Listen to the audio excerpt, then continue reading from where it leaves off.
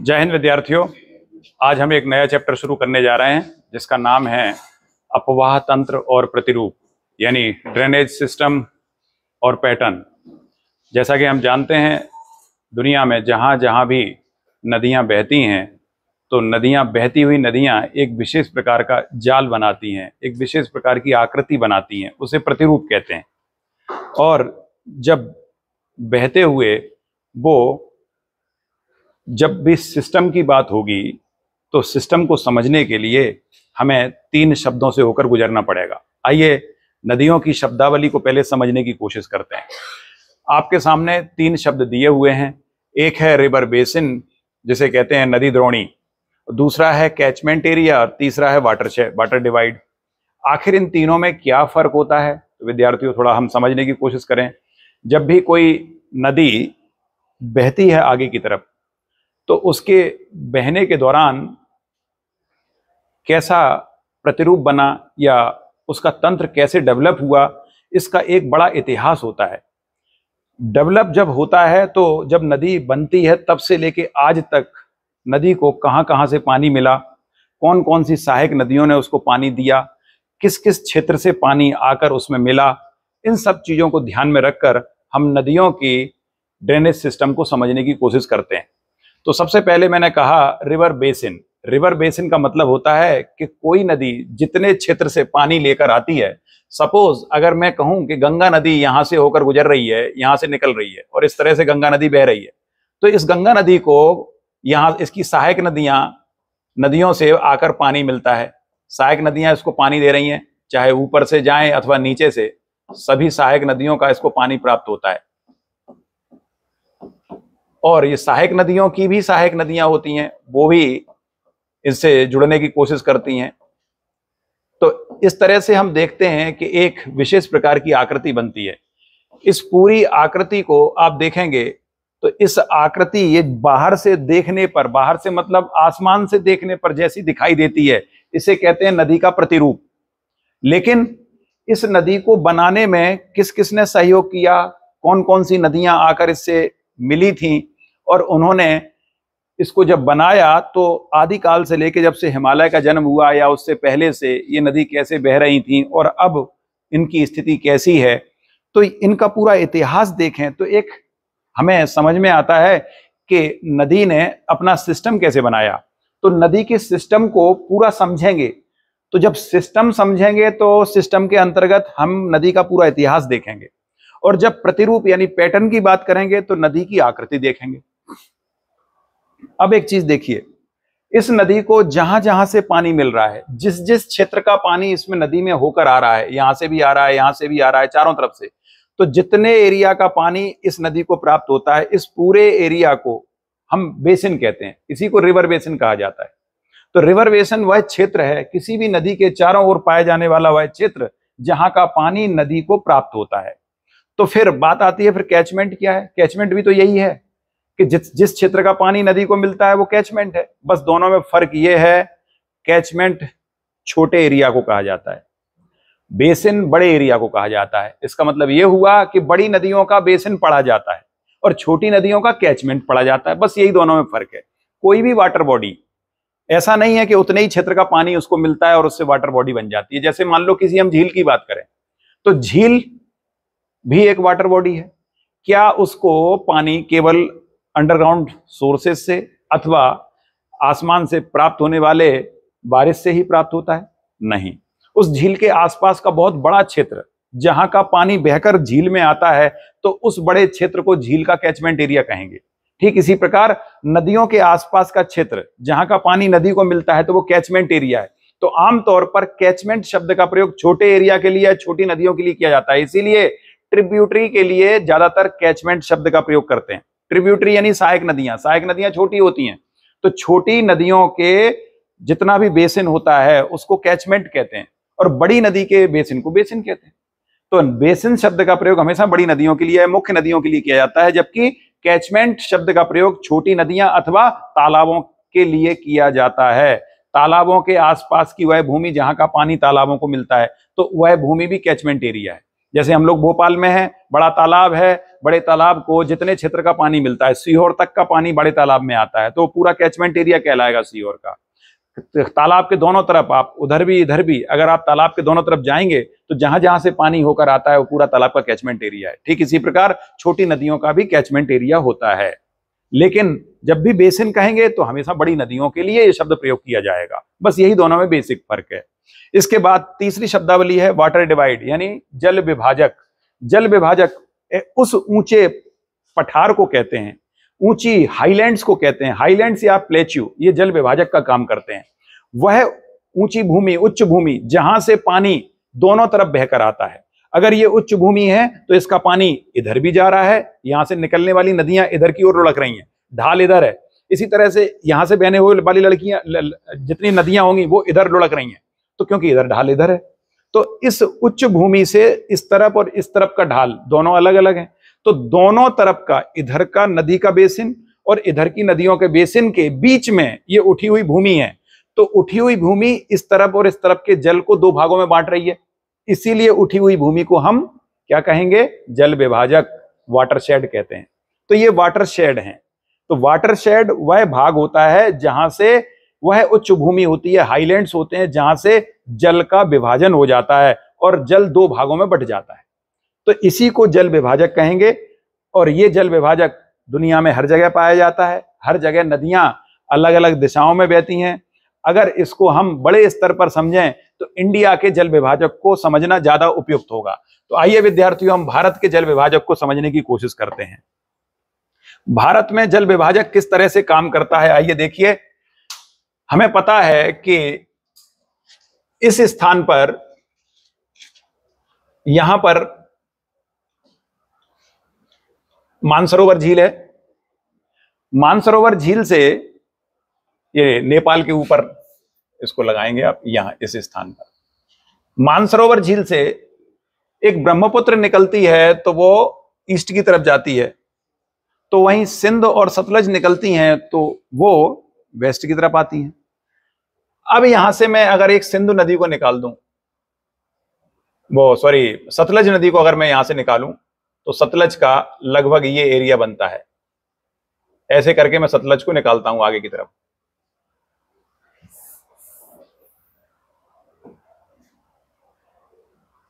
ये सतलज निकल गई सपोज।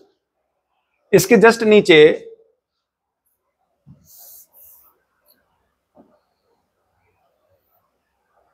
नीचे से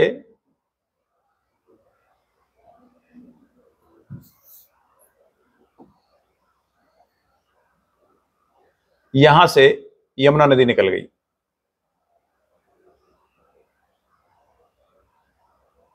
ये यमुना नदी हो गई। तो यमुना का पूरा बहाव, ढाल किधर है? नीचे की तरफ, ईस्ट की तरफ, और सतलज का है वेस्ट की तरफ। तो हम ये कह सकते हैं कि यहां से एक लाइन खींच दी जाए दोनों के बीच से होकर। मैंने एक लाइन खींची, इधर ये अरावली पर्वत पर आ गया। ये अरावली पर्वत हो गया।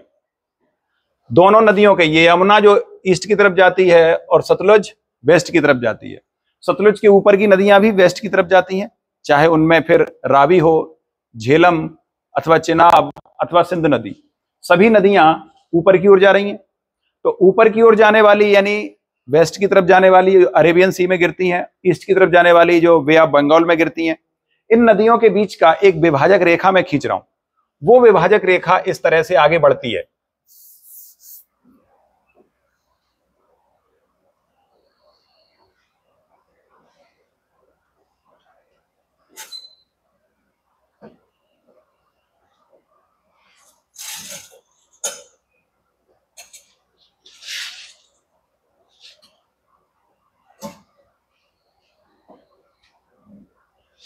ये देखिए आप, ये एक ऐसी विभाजक रेखा है जो पूरे भारतवर्ष के पानी को, जितनी नदियां हैं भारतवर्ष में, उस पूरे पानी को दो भागों में बांटती है।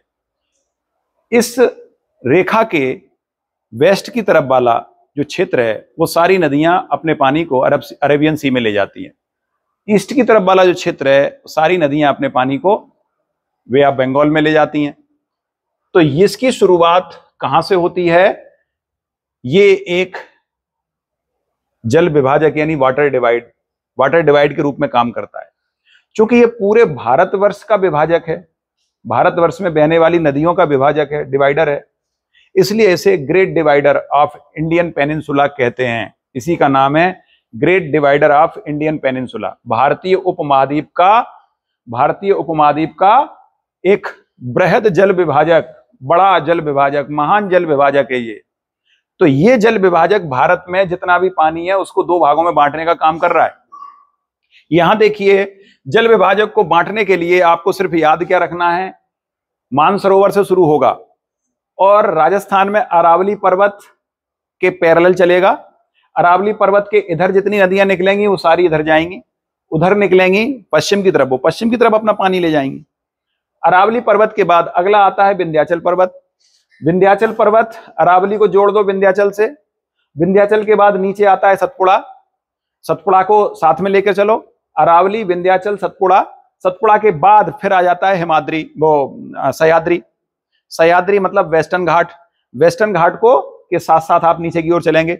इस तरह से ये पूरा वेस्टर्न घाट, ये हो गया सतपुड़ा, इसके ऊपर विंध्याचल, अरावली और अरावली के आगे ऊपर मानसरोवर तक।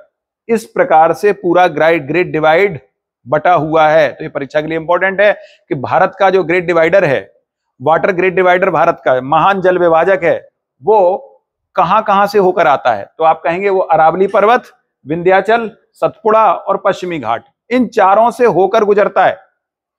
इसके इधर वाला भाग जो है उससे निकलने वाली सभी नदियां अपना जल कहां ले जाती हैं, अरेबियन सी में।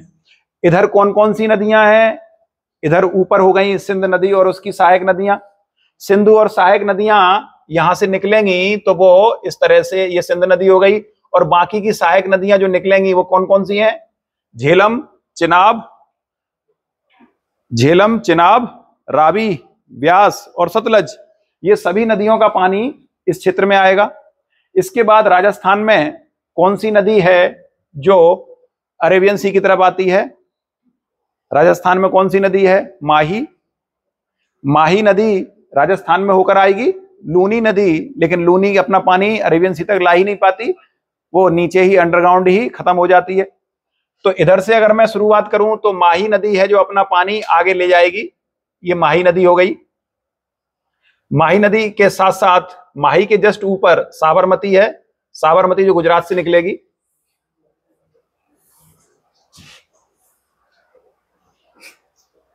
माही नदी मध्य प्रदेश से निकलती है।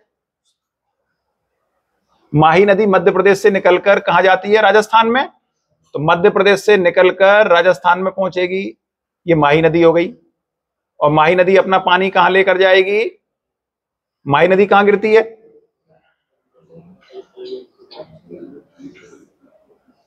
माही नदी कहां गिरती है, कौन सी खाड़ी में,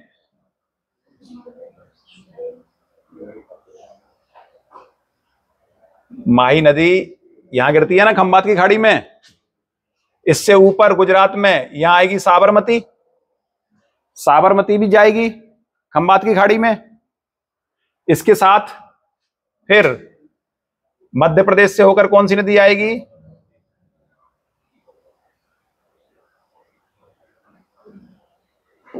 मध्य प्रदेश से नर्मदा, ये गई नीचे, मध्य प्रदेश के नीचे, मध्य प्रदेश के पास से होकर ये जा रही है कौन सी, ताप्ती। ताप्ती के जस्ट नीचे, ताप्ती के जस्ट नीचे अब महाराष्ट्र में आ जाएं तो महाराष्ट्र में बहुत छोटी छोटी नदियां हैं जो पीछे की तरफ जाती हैं। अगर हम बात करें गोवा की, तो गोवा में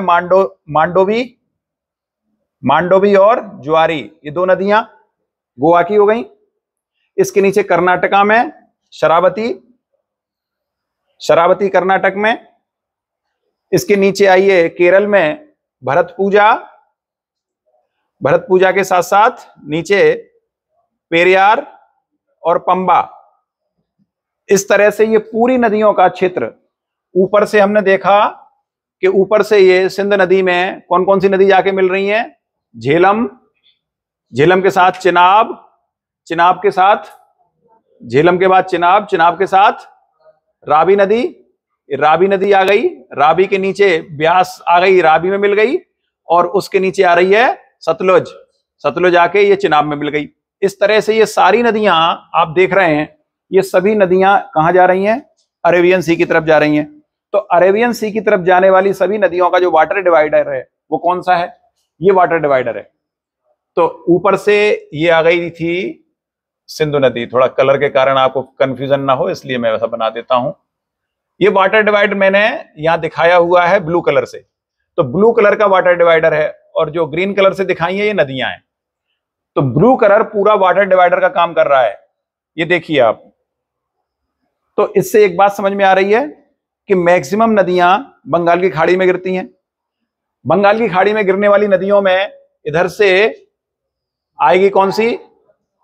यहां से आएगी ब्रह्मपुत्र, ब्रह्मपुत्र आके और ये कहां चली जाती है? ब्रह्मपुत्र जाएगी बांग्लादेश में।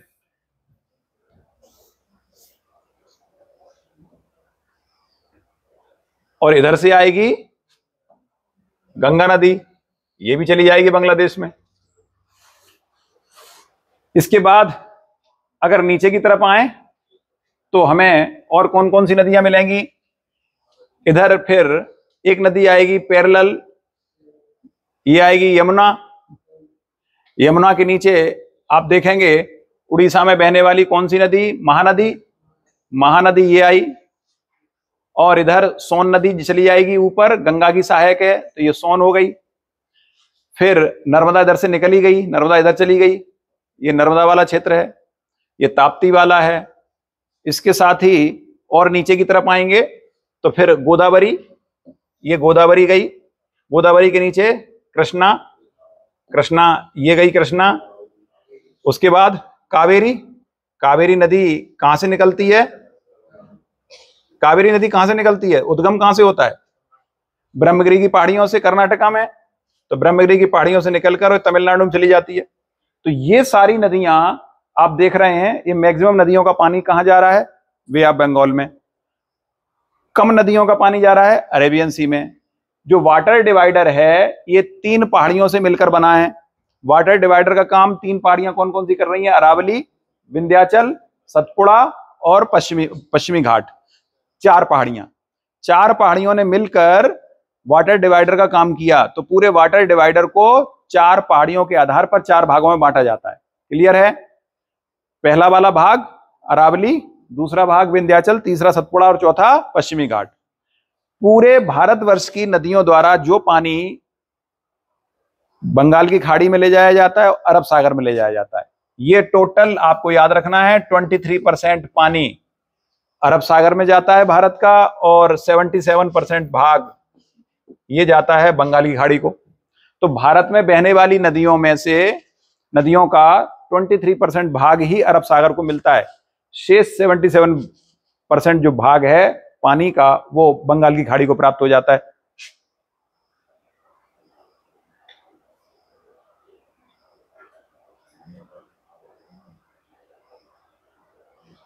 ये परीक्षा के लिए इंपॉर्टेंट है।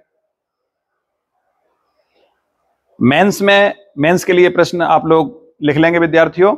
मेंस का प्रश्न इस तरह से आएगा कि भारत का ग्रेट डिवाइडर यानी महाविभाजक, भारत में महाविभाजक का निर्माण किन पर्वतों के सहयोग से हुआ है? किन कौन कौन से पर्वतों ने भारत में बहने वाले नदियों के पानी के लिए जल विभाजक का काम किया है?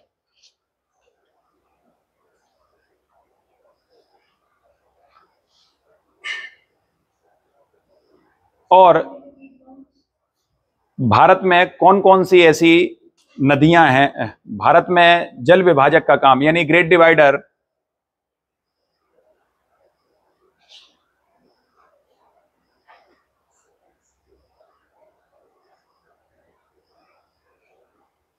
Great divider of India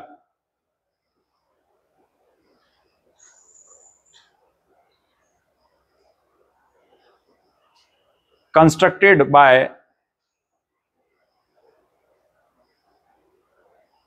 which plateau or mountains so that the water of Indian's river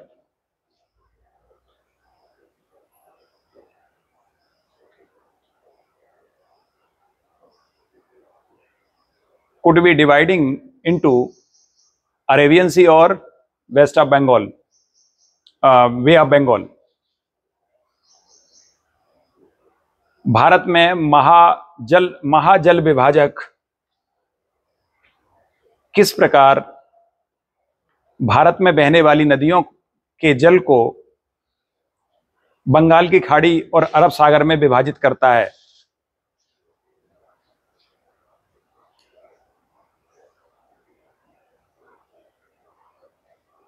या ग्रेट डिवाइडर कैसे काम करता है ताकि बंगाल की खाड़ी और अरब सागर में बहने वाली नदियों को दो भागों में, उनके पानी को दो भागों में विभाजित किया जा सके, ऐसा प्रश्न आपसे पूछा जा सकता है। तो हमने ग्रेट डिवाइडर को समझा कि ग्रेट डिवाइडर कैसे बना, कहां कहां से पानी किधर किधर गया। इन नदियों का हम विस्तार से अध्ययन विद्यार्थियों अलग अलग करेंगे। अभी मैंने मोटा मोटी तौर पर आपको केवल नदियों का एक स्केच बना के दिखाया है। तो ये एक सामान्य रफ है, इसको रियल में अभी जब हम नदी तंत्र पढ़ेंगे तब हम विस्तार से अध्ययन करेंगे इसका। तो आइए अब मैं अगली बात करूं। मैंने ये समझा दिया आपको कि जब भी नदियों के बारे में पढ़ते हैं तो इन तीन शब्दावलियों का उल्लेख करना हम हमेशा नहीं भूलें। इन तीन शब्दों को जानना बहुत जरूरी है क्योंकि इन्हीं का बार बार प्रयोग किया जाएगा। अब हम मुद्दे पर आते हैं। अब हम बात करते हैं ड्रेनेज सिस्टम और पैटर्न की। तो आइए विद्यार्थियों, ड्रेनेज सिस्टम और पैटर्न को समझते हैं हम। तो ड्रेनेज सिस्टम और पैटर्न की जहां तक बात है तो सबसे पहले मैं ड्रेनेज सिस्टम की बात करूं, यानी अपवाह तंत्र। तो अपवाह तंत्र कह रहा हूं, इसका मतलब यह हुआ कि मैं क्या कहना चाह रहा हूं कि नदियों का विकास कैसे कैसे हुआ, नदियों ने कैसे कैसे अपना डेवलपमेंट किया और साथ ही उन्होंने किस तरह का स्ट्रक्चर का निर्माण किया। तो जो स्ट्रक्चर का निर्माण हो गया, जो आज दिखाई दे रहा है, उसे हम पढ़ेंगे पैटर्न के अंतर्गत। वो कहलाएगा पैटर्न, यानी प्रतिरूप। जैसे कि नाम है प्रतिरूप, मतलब देखने में कैसी दिख रही है, उसको कहेंगे प्रतिरूप। लेकिन जो बन गया, जो पैटर्न तैयार हो गया, वो कैसे तैयार हुआ। तो आइए सबसे पहले हम पैटर्न को समझने की कोशिश करते हैं और ड्रेनेज सिस्टम को समझने की कोशिश करते हैं। ड्रेनेज सिस्टम कितने प्रकार के हो सकते हैं। तो ड्रेनेज सिस्टम यानी अपवाह तंत्र। तो अपवाह तंत्र में सबसे पहला अपवाह तंत्र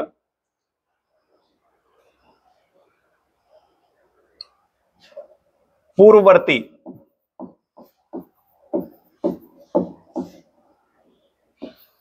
दूसरा है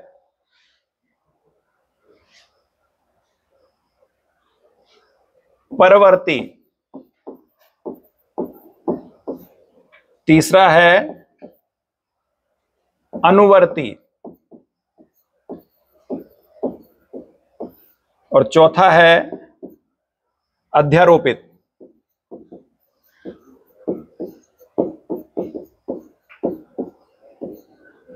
ये चार ड्रेनेज सिस्टम आपको पढ़ने हैं। पूर्ववर्ती, इसको क्या बोलेंगे, एंटेसीडेंट। एंटेसीडेंट। परवर्ती को बोलेंगे सबसिक्वेंट।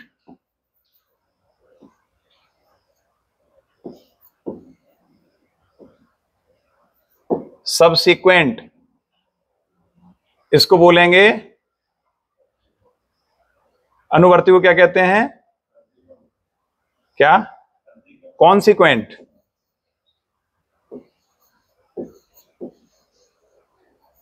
कॉन्सिक्वेंट।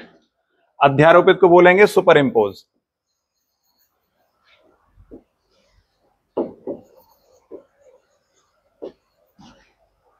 चार प्रकार का ये कहलाता है ड्रेनेज सिस्टम।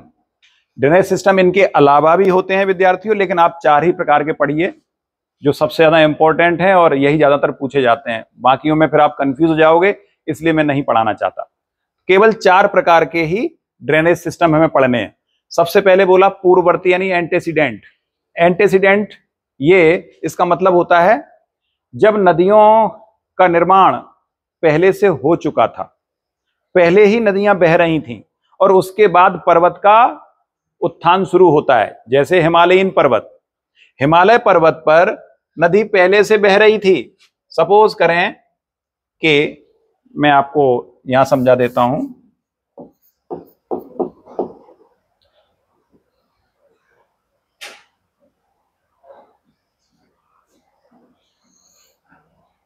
कल्पना कीजिए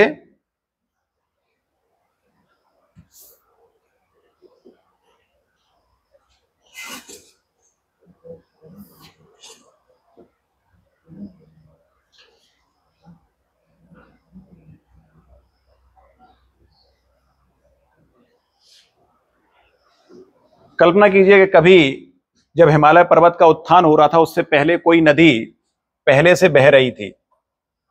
मान लीजिए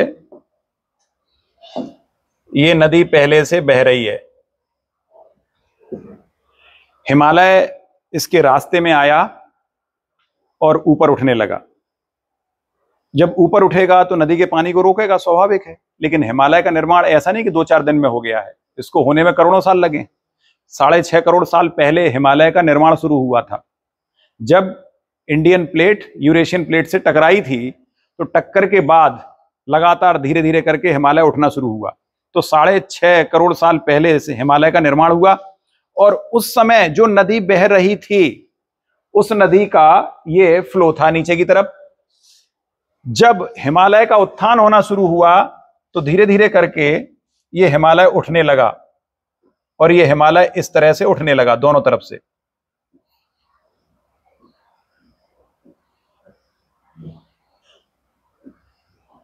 नतीजा क्या हुआ? नदी ने इसकी घाटी को काटना शुरू किया। जितना हिमालय उठता, नदी उसको उतना ही काट देती। तो नदी धीरे धीरे क्या हुई? गहराई में बहने लगी और इसकी गहराई दिनों दिन बढ़ने लगी। ये जो गहराई थी, ये गहराई दिनों दिन बढ़ने लगी इस तरह से। तो वी आकार की घाटी और गहरी होती चली गई। इस तरह से वी शेप में नदी लगातार घाटी को घिसती चली गई। जितना हिमालय ऊपर चढ़ता, नदी उसको उतना ही काट देती और काट के अपने लेवल पे आ जाती। इसीलिए हिमालय के आसपास नदियों ने गहरे गहरे गॉर्ज बना दिए, खड्डे बना दिए। वो खड्डे ऐसे नहीं बन गए, खड्डे इसलिए बने, नदी तो वहीं बह रही है जहां बह रही थी, लेकिन हिमालय ऊपर चढ़ता गया तो उसको काटती चली गई। तो ऊपर से देखने पर अब वो गहराई दिखने लगी, गहरे गहरे खड्डे दिखने लगे। तो ऐसी सभी नदियां जिन्होंने लगातार खड्ड बनाए, गहराई में बहती गईं, वो सारी नदियों ने वी शेप की गहरे गहरे गॉर्ज बनाए, गहरी गहरी घाटियां बनाई। उन नदियों को उनको कहा जाता है एंटीसीडेंट, यानी पूर्ववर्ती। पूर्ववर्ती मतलब पहले से बह रही थी, हिमालय के उठने से उन पर कोई प्रभाव नहीं पड़ा, इसलिए उनको कहा गया पूर्ववर्ती नदियां। तो ये सभी पूर्ववर्ती नदियां ये हिमालयीन नदियां हैं। ज्यादातर हिमालयीन नदियां, उनमें भी खास तौर से 3 नदियां जो आप लोग याद रखेंगे, उनमें है सिंधु नदी, दूसरी है ब्रह्मपुत्र और तीसरी है सतलुज। ये तीनों नदियां पूर्ववर्ती नदियां हैं। सिंधु नदी, ब्रह्मपुत्र और सतलुज, ये तीनों पूर्ववर्ती नदियां हैं। बाकी सभी पूर्ववर्ती नहीं है, इसलिए कंफ्यूजन ऐसा क्रिएट मत कर लेना कि जितनी नदियां ऊपर बह रही हैं सभी पूर्ववर्ती हैं, ऐसा बिल्कुल नहीं है। बाकी नदियों ने अपना स्थान, अपना मार्ग बदला है, लेकिन पूर्ववर्ती नदियों में सिंधु, ब्रह्मपुत्र और सतलुज, इन तीनों को ही विशेषकर माना जाता है, ये पूर्ववर्ती नदियां हैं। अगर परीक्षा में गंगा आ जाए, क्या गंगा पूर्ववर्ती है? नहीं, गंगा ने अपनी जगह बदली है। गंगा वहीं नहीं बह रही है जहां पहले बह रही थी, गंगा अपना स्थान बदल चुकी है, इसलिए गंगा पूर्ववर्ती नदी नहीं है। अक्सर कंफ्यूजन होता है गंगा के मामले में, गंगा पूर्ववर्ती नहीं है। आप देखेंगे गंगा का उद्गम कहां से हो रहा है? गंगा का उद्गम कहां से होता है? उत्तराखंड से। जबकि ये तीनों नदियां कहां से निकल रही हैं? शिवालिक के पास मानसरोवर से, यानी ट्रांस हिमालय से निकल रही हैं। गंगा तो ट्रांस हिमालय से नहीं आ रही ना। तो गंगा चीरते हुए नहीं आ रही है पूरे पहाड़ों को, माउंटेन को चीरने का काम ये तीनों नदियां कर रही हैं। सतलुज यहां से निकल रही है, तो जरा सोचो, ट्रांस हिमालय से होते हुए ग्रेटर हिमालय को काटेगी, ग्रेटर हिमालय के बाद लेसर हिमालय को काटेगी और शिवालिक से होते हुए आगे बढ़ जाएगी। तो इस तरह से पूरे हिमालय को काटने का काम सतलुज ने किया। ब्रह्मपुत्र ने किया, और इसी तरह से यही काम सिंधु ने किया।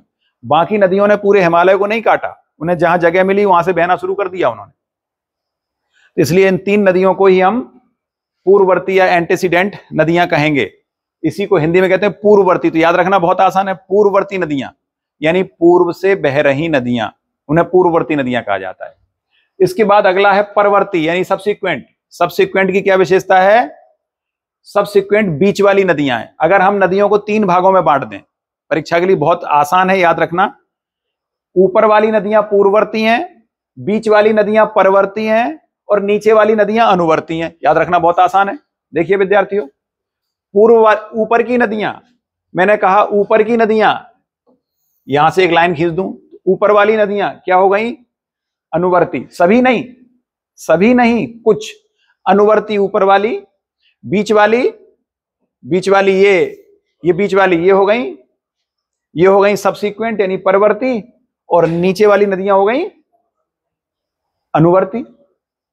अब देखिए, बीच वाली परवर्ती को पढ़ने से पहले हम अनुवर्ती पढ़ लेते हैं, ज्यादा अच्छा है। अनुवर्ती माने होता है अनुसरण करने वाली, फॉलोअर, जो फॉलोइंग का काम कर रही है। किसका? ढाल का। ढाल को फॉलो करने वाली, स्लोप को फॉलो करने वाली नदियां अनुवर्ती। तो एक प्रकार से ये फॉलोअर का काम कर रही हैं। इनको जहां स्लोप मिला वहीं लुढ़कना शुरू कर दिया। यूं तो हर नदी स्लोप के अनुसार ही बहेगी, पानी है तो स्लोप के अनुसार बहेगा, लेकिन नदी मजबूर तब हो जाती है जब जिस स्लोप पर बह रही है उसकी चट्टानें बहुत हार्ड हों। अगर हार्ड होती है तो नदी उसको उतना काट नहीं पाती, या जो वर्टिकल इरोजन है वो कम कर पाती है। नतीजा क्या होता है कि नदी को ढाल के अनुसार बहने के लिए मजबूर होना पड़ता है। तो ऐसी नदियां मियांडर नहीं बनाती। मियांडर जो विसर्प होते हैं, टेढ़े मेढ़े जो आकृतियां होती हैं, नदियां अक्सर विसर्प कहां बना पाती हैं? जहां चट्टानें सॉफ्ट होती हैं। जहां चट्टानें हार्ड होंगी वहां विसर्प नहीं बनेंगे। तो नदियों के विसर्प नीचे नहीं बनते, निचले भागों में, और निचले भागों में विसर्प नहीं बनते तो नदियां ढाल के अनुसार बहने के लिए मजबूर हैं। तो इसीलिए इस क्षेत्र में ढाल कहां से शुरू होता है? पश्चिमी घाट से। ये ब्लू कलर जो आप देख रहे हैं, ब्लू लाइन, ये पश्चिमी घाट है।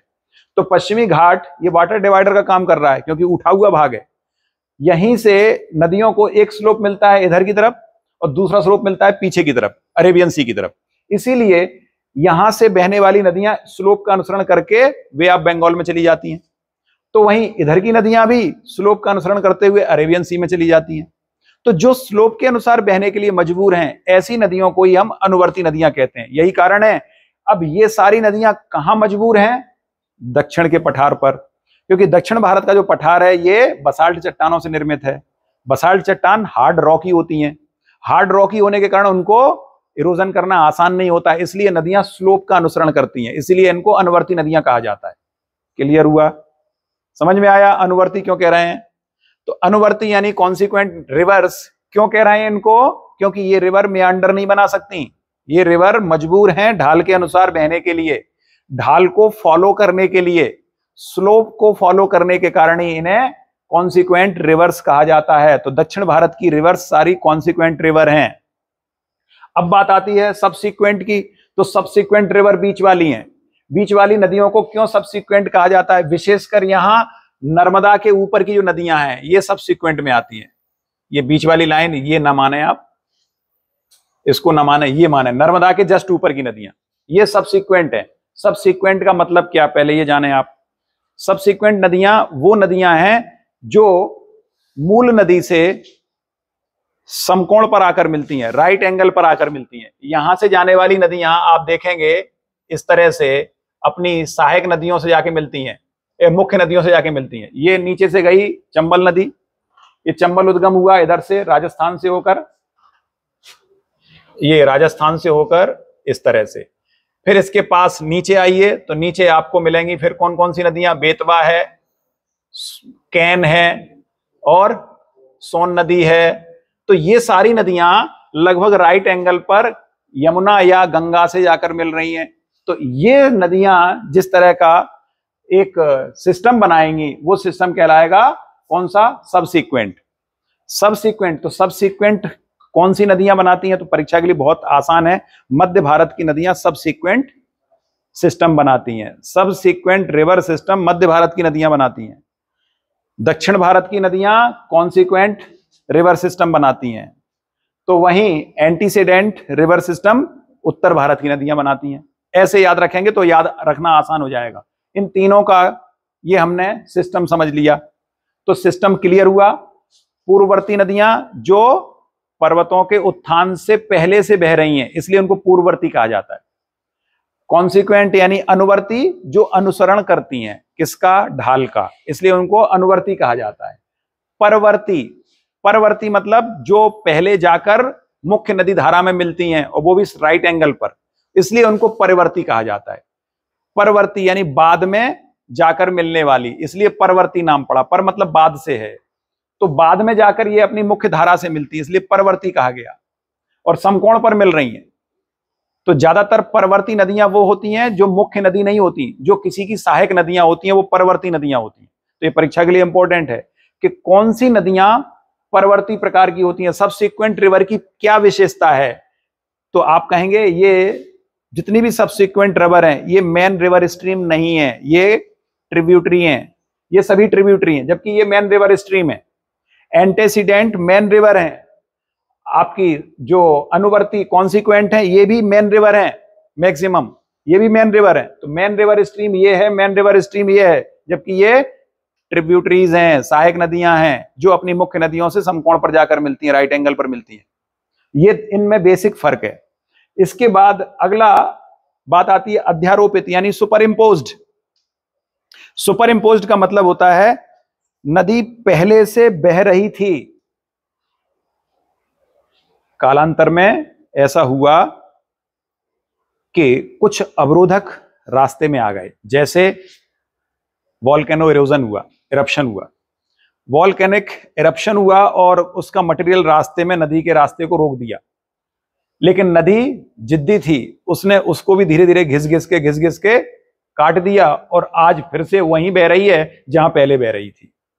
तो अगर नदी के बीच में अवरोधक आएंगे, वॉल्केनिक इरप्शन यानी ज्वालामुखी से निकलने वाला जो लावा जब बिछ जाएगा तो स्वाभाविक है नदी के मार्ग को रोक देगा, नदी अपना रास्ता बदलेगी। नदी रास्ता बदलेगी तो बदलते हुए रास्ते के बावजूद भी नदी क्या करेगी, धीरे धीरे जो रास्ता उसका मुख्य था उस मुख्य रास्ते में आए अवरोधक को भी काटेगी साथ साथ। एक स्थिति ऐसी आएगी जब अवरोधक को काट काट के फिर से अपनी पुरानी स्थिति को प्राप्त कर लेगी। तो नदी जो पहले जहां बह रही थी उसके रास्ते में अगर कोई अवरोधक आए भी हैं तो उनको काट के बाद में वो और गहरी हो गई, और गहरी होके और उसी पाथ का अनुसरण कर रही है जिस पे पहले बह रही थी। तो ऐसी सभी नदियों को अध्यारोपित नदी कहा जाता है। अध्यारोपित माने होता है एक के ऊपर एक। जब एक चीज के ऊपर कोई दूसरी चीज रख दी जाती है तो उसे अध्यारोपण कहते हैं, सुपर इम्पोज। सपोज हमारा ये हाथ है, इस हाथ के ऊपर मैं अपना दूसरा हाथ रख दूं तो पीछे का हाथ छुप जाएगा ना, आपको आगे का हाथ दिखाई देगा। तो यहां ऊपर का हाथ नीचे के हाथ पर सुपर इम्पोज्ड है, अध्यारोपित है। जब दो वस्तुएं एक दूसरे को इस तरह से अध्यारोपित कर लेती हैं और नीचे की चीज दिखाई नहीं देती, ऊपर की चीज ही दिखाई देती है, तो हम कहते हैं कि नीचे की वस्तु पर ऊपर की वस्तु अध्यारोपित है। तो ऐसे ही नदी जब पहले जहां फ्लो करती थी वो अपेक्षाकृत कम गहरी थी शुरुआत में, लेकिन रास्ते में जब नीचे से लावा निकला और उस लावे ने क्या किया कि उसके रास्ते को रोकने की कोशिश की, लेकिन कालांतर में आगे आने वाले समय में नदी ने उस लावे को भी काट दिया और काट के इतना काटा कि काटते काटते गहरी होती चली गई और अंततः उसका डायरेक्शन वही रहा जो पहले था, उसमें कोई परिवर्तन नहीं हुआ। तो यहां आपको एक कंफ्यूजन हो सकता है कि पूर्ववर्ती और इसमें फिर क्या फर्क है। पूर्ववर्ती नदियों का मार्ग पहाड़ों ने रोका था और अध्यारोपित नदियों का मार्ग ज्वालामुखी से निकले लावा ने रोका है, बस ये दोनों में फर्क है। तो ये पहाड़ों से निकली हुई नदियां हैं पूर्ववर्ती, जबकि अध्यारोपित नदियां पहाड़ों से नहीं निकली हैं, ये मैदानी इलाकों से निकली हैं जहां कभी वॉल्केनिक इरप्शन हुआ था। तो वॉल्केनिक इरप्शन का प्रभाव कहां देखा गया, वॉल्केनिक इरप्शन का प्रभाव देखा गया दक्षिण भारत के पठार पर। और दक्षिण भारत का पठार कहां तक है, दक्षिण भारत का पठार इधर अरावली पर्वत तक है और इधर से इधर टर्न होता है, यही पढ़ा था ना हमने। दक्षिण भारत का पठार ये टर्न होता है यहां से, ऐसे ही पढ़ा था ना। इधर से दक्षिण भारत के पठार को हमने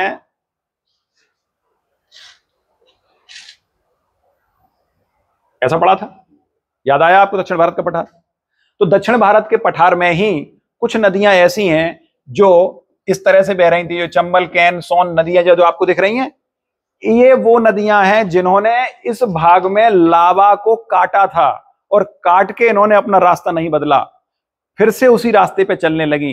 तो जो नदियां, याद रखेंगे, बहुत आसान है याद रखना कि जितनी परवर्ती नदियां थी यही सारी मैक्सिमम अध्यारोपित नदियां हैं। जो परवर्ती नदियां थी यही अध्यारोपित हैं, दोनों में कोई अंतर नहीं है। परवर्ती सबसीक्वेंट शब्द का प्रयोग क्यों किया गया था? क्योंकि ये मुख्य नदियां नहीं थी। मुख्य नदियां नहीं है, ये ट्रिब्यूटरी हैं, और ये ट्रिब्यूटरी वो नदियां हैं जिन्होंने अपने मार्ग को शुरू में जहां था वहीं आज भी बह रही हैं, मार्ग बदला नहीं है, मार्ग के ऊपर मार्ग बनाया है। मार्ग के ऊपर मार्ग बनाने के कारण इन्हें अध्यारोपित कहा जाता है। अध्यारोपित का सबसे अच्छा उदाहरण चंबल है। चंबल बेस्ट उदाहरण है अध्यारोपित का। क्लियर हुआ? समझ में आया? सबसीक्वेंट, वो जब हम अध्यारोपित सुपर इंपोज्ड की बात करेंगे तो चंबल, सोन, ये दो नदियां विशेष रूप से इसका अच्छा उदाहरण है। बेतवा भी है। तो ये वो नदियां हैं जिन्होंने अपना मार्ग को बरकरार रखा। शुरू में ऊपर बह रही थी, आज ये गहरे और इन्होंने गहराई कर ली, तो काटा किसको इन्होंने? ज्वालामुखी के लावा को काटा। लावा की रास्ते के चट्टानें थी, उनको काट के और फिर से अपने उसी मार्ग पर जहां पहले बह रही थी वहीं आज भी बह रही हैं। बस अंतर इतना, आज नीचे बह रही हैं, लेकिन उनकी डायरेक्शन सेम है। उनका जो ड्रेनेज सिस्टम था वो सेम बना हुआ है, उसमें कोई अंतर नहीं आया, बस उनकी गहराई बढ़ गई है। तो इसलिए चंबल इसका सबसे अच्छा उदाहरण है सुपर इंपोज्ड का। क्लियर हुआ? समझ में आई? चार प्रकार के, ये चार प्रकार के ड्रेनेज सिस्टम हैं, इनको आपको याद रखना है। अब इसके बाद आते हैं ड्रेनेज पैटर्न। ड्रेनेज पैटर्न का मतलब होता है कि हमारी नदियां जब बहती हैं तो बहते हुए किस तरह का स्थल आकृति बनाती हैं। तो सबसे पहली स्थल आकृति, ड्रेनेज पैटर्न की पहली आकृति वृक्षाकार। अधिकांश नदियां वृक्षाकार पैटर्न बनाती हैं, जिसको हम डेंड्रिटिक पैटर्न कहते हैं।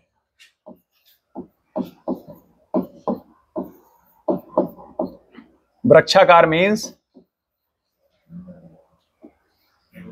Dendritic pattern. डेंड्राइटिक पैटर्न वह पैटर्न है जो नदियां वृक्षाकार शेप में बनाती हैं। जैसा मैंने अभी बताया था आपको, एक नदी ये आई, इससे ये नदी आकर मिल गई, ये सहायक नदियां भी आकर मिल रही हैं, इधर से ये नदी आई। तो ये ऐसा लगता है जैसे एक वृक्ष का शेप बन गया है। जब वृक्ष के शेप में नदियों का बेसिन हो, अगर वृक्षाकार नदियों का बेसिन है, ये पूरा बेसिन कहलाएगा, और ये बेसिन वृक्ष की शाखाओं जैसा लग रहा है, इसीलिए इसे वृक्षाकार या डेंड्राइटिक पैटर्न कहा जाता है। तो जब आसमान से देखेंगे तो हमारी गंगा नदी का पैटर्न इसी तरह का है। गंगा नदी का पैटर्न इसी तरह का है, ऐसे ही पैटर्न बनाती है। दुनिया की अधिकांश नदियां वृक्षाकार पैटर्न बनाती हैं, अधिकांश नदियों द्वारा इसी पैटर्न को बनाया जाता है। तो गंगा नदी का, यमुना नदी का पैटर्न लगभग ऐसा ही है, ये इसका उदाहरण है। दूसरा है डेंड्राइटिक हो गया। इसके बाद दूसरा एग्जाम्पल ट्रेलिस यानी जालीनुमा।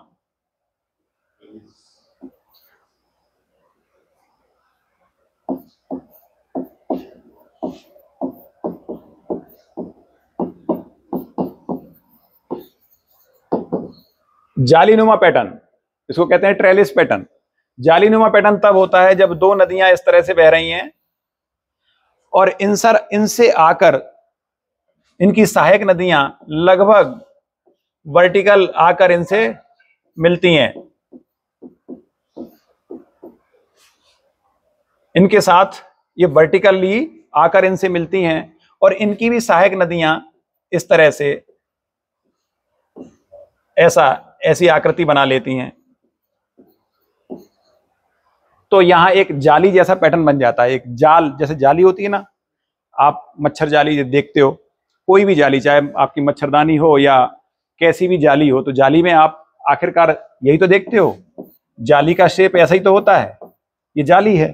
तो जाली जैसी आकृति बनाने वाली नदियां, ये नदियां हिंदुस्तान में कहाँ मिलती हैं? ट्रेलिस पैटर्न बनाने वाली नदियां ज्यादातर इस टाइप का पैटर्न हिंदुस्तान में मिलेगा आपको ये अपने नागपुर के पठार के आसपास, नागपुर या विंध्यन क्षेत्र में बहने वाली नदियां, नागपुर के पठार पे, छोटा नागपुर का पठार जो है वहां पर बहने वाली अथवा विंध्यन क्षेत्र में बहने वाली नदियां इस टाइप का पैटर्न बनाती हैं। इसको ट्रेलिस पैटर्न कहते हैं। इसके बाद अगला है अरीय। अरीय पैटर्न, अरीय को क्या कहते हैं? रेडियल। रेडियल पैटर्न में अक्सर पहाड़ या पठार से नदियां निकलती हैं और ये पठार है, इससे मान लीजिए ये कोई पहाड़ी क्षेत्र है या पठारी क्षेत्र है, इससे कुछ नदियां फ्लो कर रही हैं। तो एक नदी इधर चली गई, एक नदी इधर चली गई, एक नदी इधर चली गई, एक ऐसे इधर। तो अलग अलग क्षेत्रों में नदियां जब एक ही ऊंचाई से निकलकर और अलग अलग क्षेत्रों में बहना शुरू करती हैं तो ये एक ऐसा पैटर्न बनता है जैसे एक सेंटर था, वहां से डाइवर्सन हो गया। डाइवर्सन हो गया तो इसे हम सेंट्रीफ्यूगल पैटर्न भी कहते हैं। सेंट्रीफ्यूगल माने क्या होता है? केंद्र से दूर जाना। केंद्र से दूर जाना सेंट्रीफ्यूगल होता है। तो ये सेंट्रीफ्यूगल यानी अपकेंद्रीय प्रतिरूप बनाती हैं। इसको हिंदी में अपकेंद्रीय प्रतिरूप भी कहते हैं। अरीय या अपकेंद्रीय, इंग्लिश में कहेंगे रेडियल या सेंट्रीफ्यूगल, ठीक है, एक ही बात है। तो ऐसा पैटर्न कहां देखने को मिलता है? मध्य प्रदेश में यहां मैकल की श्रेणियां, जो अरावली पर्वत पे मैकल की श्रेणियां हैं, इस जगह पर मैकल श्रेणियों से एक सोन नदी निकल जाती है। सोन नदी, जोहिला नदी, सोन नदी, जोहिला नदी, और इधर नर्मदा नदी, इधर महानदी भी इधर ही तरफ निकलती है। तो ये महानदी के साथ साथ और भी सहायक नदियां कुछ हैं जो यहां से नीचे की तरफ आती हैं। तो ये जो एक सेंटर हो गया और सेंटर से निकलने वाली नदियां अलग अलग समझ में आ रही हैं। ये पहाड़ है मैकल श्रेणी, उसके आसपास अमरकंटक की पहाड़ियों पर मैकल श्रेणी वहीं पास में है, वहीं से विभिन्न प्रकार की नदियां, जैसे ये पहाड़ उठा हुआ है, एक नदी ये चली गई, एक इधर निकल गई, एक इधर निकल गई, सब निकल तो यहीं से रही है ना। तो एक ही जगह से निकल रही है, इनका सेंटर लगभग एक ही होता है और वहीं से अलग अलग दिशाओं में बहकर निकल जाती हैं। ऐसे पैटर्न को अरीय या रेडियल पैटर्न कहा जाता है। क्लियर है? इसी को हम क्या बोल रहे हैं? सेंट्रीफ्यूगल, अथवा हिंदी में क्या बोलेंगे? अपकेंद्रीय प्रतिरूप। क्योंकि ये प्रतिरूप किसका उल्टा है? अभिकेंद्रीय प्रतिरूप का उल्टा है। अभिकेंद्रीय प्रतिरूप किसे कहेंगे?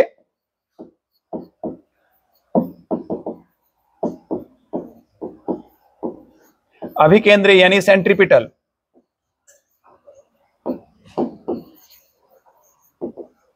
सेंट्रीपिटल पैटर्न का मतलब क्या हुआ? बीच में एक यहां झील टाइप की है और इस झील पर बहकर एक नदी इधर से आई, एक इधर से आई, एक इधर से, एक इधर से। इस तरह से हमने क्या देखा? चारों तरफ से नदियां बहकर एक जगह अपना पानी उड़ेल रही हैं। ये ठीक इसका उल्टा है, रेडियल का उल्टा हुआ। रेडियल में क्या था? एक जगह से नदियां पानी को लेकर अलग अलग दिशा में जा रही हैं, और यहां क्या देख रहे हैं हम? चारों दिशाओं से नदियां पानी लेकर एक जगह इकट्ठा कर रही हैं। ठीक उल्टा हुआ कि नहीं? तो ये है सेंट्रीपिटल यानी अभिकेंद्रीय, केंद्र की तरफ सारी नदियां आ रही हैं, और ये था अपकेंद्रीय, केंद्र से दूर जा रही हैं। बस ये दोनों एक दूसरे के उल्टे पैटर्न है। तो ये जो अभिकेंद्रीय पैटर्न है, सेंट्रीपिटल टाइप का जो पैटर्न है, ये पैटर्न कहां देखने को मिलता है? भारत में इसके दो अच्छे उदाहरण हैं। एक है सांभर झील। सांभर झील राजस्थान की, सांभर झील में छोटी छोटी नदियां आकर मिलती हैं। इसी तरह से लोकटक झील है मणिपुर की। मणिपुर की जो लोकटक झील है उसमें भी आसपास की छोटी छोटी नदी नाले आकर मिल जाते हैं। नदियों का मतलब ये बिल्कुल नहीं है कि बड़ी नदी होगी तो ही मानेंगे, छोटी नदी और नाले भी हो सकते हैं। वो भी आकर अगर मिलते हैं किसी एक आपके झील से, तो हम कह सकते हैं वहां पर कैसा पैटर्न बन रहा है? वहां पर सेंट्रीपिटल पैटर्न बन रहा है। जैसे भोपाल का बड़ी लेक, बड़ा तालाब, बड़े तालाब के पास में भी बहुत सारी नदियां आकर मिलती हैं।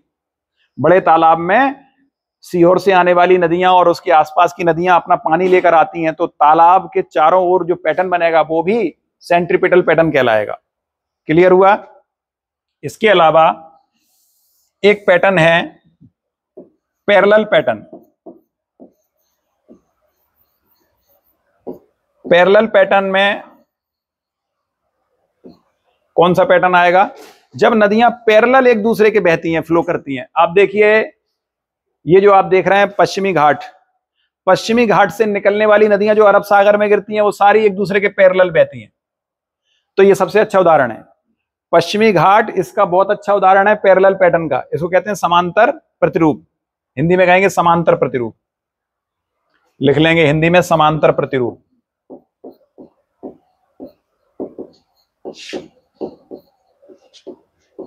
तो पश्चिमी घाट की नदियां जो अरब सागर में गिरती हैं समांतर प्रतिरूप बनाती हैं। इसी प्रकार हमारी गंगा से मिलने वाली, ऊपर से आने वाली नदियां ये समांतर प्रतिरूप बनाती हैं। क्लियर हुआ? गंगा की सहायक नदियां जो ऊपर से आती हैं वो भी समांतर प्रतिरूप बनाती हैं। इसी प्रकार नीचे से जाने वाली नदियां भी जो यमुना से मिलती हैं या गंगा से मिलती हैं वो भी समांतर प्रतिरूप बनाती हैं। ये समांतर प्रतिरूप का उदाहरण है।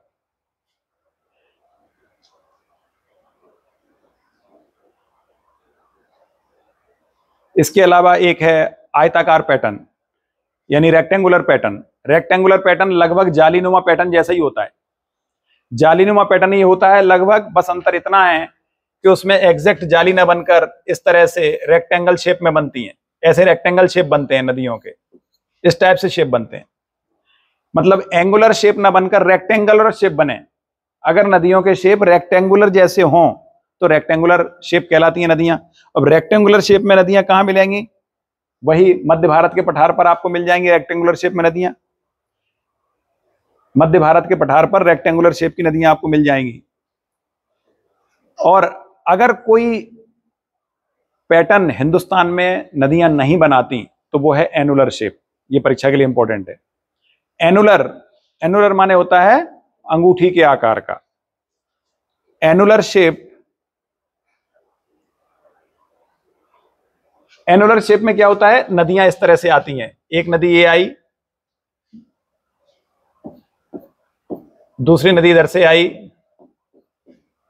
तीसरी नदी इधर से आई, चौथी नदी इधर से आई, और इन्होंने एक ओवरऑल ऐसा शेप बना लिया अंगूठी जैसा। अगर इनका पूरा पैटर्न देखेंगे तो वो गोल आकार में बहुत सारी नदियां आपको दिख जाएंगी। तो इसको कहते हैं एनुलर शेप।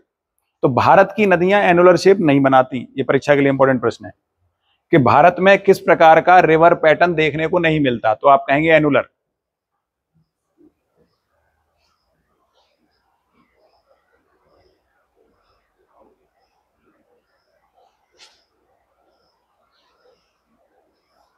क्लियर हो गया? हमने पैटर्न पढ़े, नदियों के पैटर्न पढ़ लिए, और क्या पढ़ा? नदियों के हमने सिस्टम पढ़े, 4 सिस्टम पढ़े, लगभग 7 पैटर्न पढ़े। बस इतने अगर आपको याद हैं तो बहुत अच्छे से आप तैयार कर सकते हो। अब परीक्षा के लिए अगला प्रश्न, मेंस के लिए अगला प्रश्न है,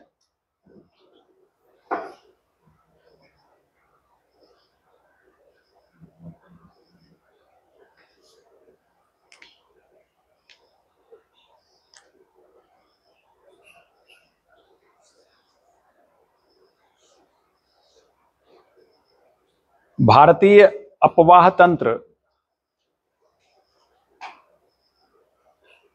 भारतीय अपवाह तंत्र का विकास एवं विशेषताओं की व्याख्या कीजिए। डिस्क्राइब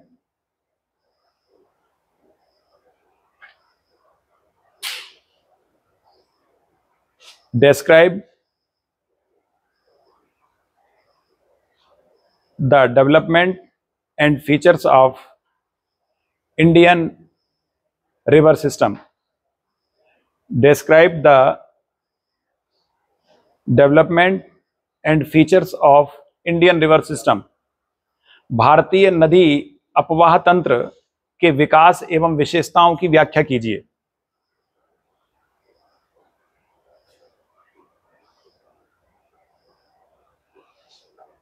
तो अब देखिए भारत में नदियों का विकास कैसे हुआ।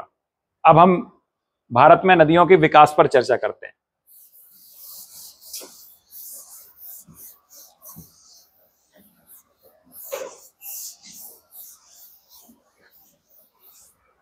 विद्यार्थियों, जब हिमालय पर्वत बन रहा था, हिमालय पर्वत के बनने के साथ ही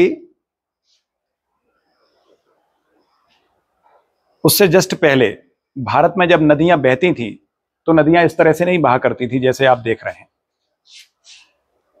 सबसे पहले हिंदुस्तान में एक नदी बहती थी जिसका नाम था इंडो ब्रह्म। असम से निकलती थी और असम से निकलकर ये पंजाब के सिंधु नदी तक इस तरह से जाती थी। ये था पूरी नदी का सिस्टम। इसको बोलते थे इंडो ब्रह्म या शिवालिक नदी बोलते थे। ये हमारे हिमालय पर्वत के बनने से जस्ट पहले की स्थिति हुआ करती थी। इस नदी के प्रमाण इस बात से साबित होते हैं कि जो शिवालिक पर्वत के पास जलोढ़ मिट्टी पाई जाती है, शिवालिक जो हमारा हिमालय का सबसे निचला भाग है, उसके आसपास पूरे में यहां से लेके यहां तक जो जलोढ़ मिट्टी पाई जाती है, वो जलोढ़ मिट्टी ये बताती है कोई नदी इस तरह से बहा करती थी जो शिवालिक के इर्द गिर्द पूरे क्षेत्र में जाती थी, इसीलिए उसकी जलोढ़ मिट्टी वहां पाई जाती है पूरी रेंज में। ये सबसे बड़ा उदाहरण है। तो ये थी इंडो ब्रह्म रिवर या शिवालिक रिवर। परीक्षा के लिए इंपॉर्टेंट है कि उत्तर भारत की सबसे बड़ी नदी आदिकाल में कौन सी थी, तो उसका नाम है इंडो ब्रह्म या शिवालिक। जैसे ही हिमालय बनना शुरू हुआ तो इसके शुरुआत में पाकिस्तान के पास यहां एक पठार का निर्माण होता है जिसे कहते हैं पोटवार का पठार, plateau of Potwar. Plateau of Potwar का उत्थान हुआ, इस भाग का उत्थान हुआ, ये ऊपर उठा। ऊपर उठने से क्या हुआ, इसने इस इंडो ब्रह्म के दो टुकड़े कर दिए, एक टुकड़ा ये और दूसरा टुकड़ा ये। इसने चूंकि ये जल विभाजक का काम किया, इसने ये वाटर डिवाइडर बन गया ऊपर उठने से, तो इसने इंडो ब्रह्म के दो टुकड़े कर दिए, एक टुकड़ा ये आ गया और दूसरा टुकड़ा इधर चला गया। अब जब इसकी ऊंचाई अधिक हो गई तो नतीजा क्या हुआ कि ये नदी इसको पार नहीं कर पाई, यहां से टूट गई। अब यहां तक टूट गई, इसी के साथ साथ बीच में एक काम और हुआ, वो हुआ डाउन, जो आप उसको कह सकते हो डाउन थ्रस्ट। अप थ्रस्ट समझते हो? अप थ्रस्ट क्या होता है? किसी चीज का ऊपर उड़ जाना, है ना, वो अप थ्रस्ट है। और डाउन थ्रस्ट नीचे की ओर चले जाना। तो नीचे की ओर अगर कोई भाग धंस जाए तो ऐसा ही धंसा हुआ भाग मिलता है हमको पश्चिम बंगाल में, इस स्थान पर। पश्चिम बंगाल और बांग्लादेश के बीच में ये वाला जो भाग है, ये वाला भाग धंस गया नीचे की तरफ। जब नीचे की ओर धंसा, ये वाला भाग इधर था, ये गारो, खासी और जयंतिया, ये तीन पहाड़ियां हैं। गारो खासी से पहले और इधर छोटा नागपुर का पठार, छोटा नागपुर का पठार इस स्थान पर, ये राजमहल की पहाड़ियां हैं। यहां पर राजमहल की पहाड़ियां और गारो पहाड़ी के बीच का जो एरिया है, ये वाला एरिया, ये एरिया धंस गया नीचे, यानी डाउन थ्रस्ट आया, नीचे धंस गया। नीचे धंसने से एक गैप बन गया, तो नतीजा क्या हुआ, ये वाली नदी इंडो ब्रह्म नदी यहां से भी टूट गई। यहां से टूट के अब दो शाखाओं में बट गई। एक शाखा ये थी, ये वाली जो बांग्लादेश में जाती है, और एक शाखा इधर से जो आ रही थी, ये वाली शाखा, ये बन गई ब्रह्मपुत्र, ये भी बांग्लादेश में आ गई। यहीं गैप में नीचे धंस गई। गैप होने के कारण नीचे धंस गई। ये गैप गारो और राजमहल की पहाड़ियों के बीच में है। उस गैप में दोनों नदियां समाहित हो गई, तो ये नदी भी समाहित हो गई इसी गैप में, और ये नदी भी समाहित हो गई इसी गैप में। इस तरह से इस गैप के कारण दो भाग हो गए, गंगा और ब्रह्मपुत्र। पोटवार के कारण दो भाग हो गए, गंगा और सिंधु।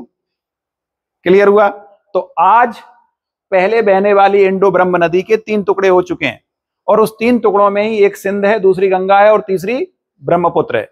इस तरह से तीन नदियों में बट गई, और तीन नदी प्रणाली या तीन नदी सिस्टम अलग अलग हो गए। तीनों रिवर सिस्टम अलग अलग हो गए। पहले एक ही रिवर सिस्टम था इंडो ब्रह्म, अब तीन रिवर सिस्टम है, Sindhu river system, Ganga river system और ब्रह्मपुत्र रिवर सिस्टम। इस तरह से ये हो गया विकास। जब आप डेवलपमेंट लिखोगे कि नदियों का विकास कैसे हुआ, भारत में नदियों का जो विकास हुआ, या खासतौर से उत्तर भारत की नदियों का जो डेवलपमेंट हुआ वो कैसे हुआ, तो उस डेवलपमेंट में शुरुआत इंडो ब्रह्म से करोगे आप, तो इंडो ब्रह्म का विकास इस तरह से हुआ। क्लियर है? उसके बाद अब बात आती है कि ये नदियों का विकास हो गया और आज हमें 3 नदी तंत्र अलग अलग देखने को मिल रहे हैं।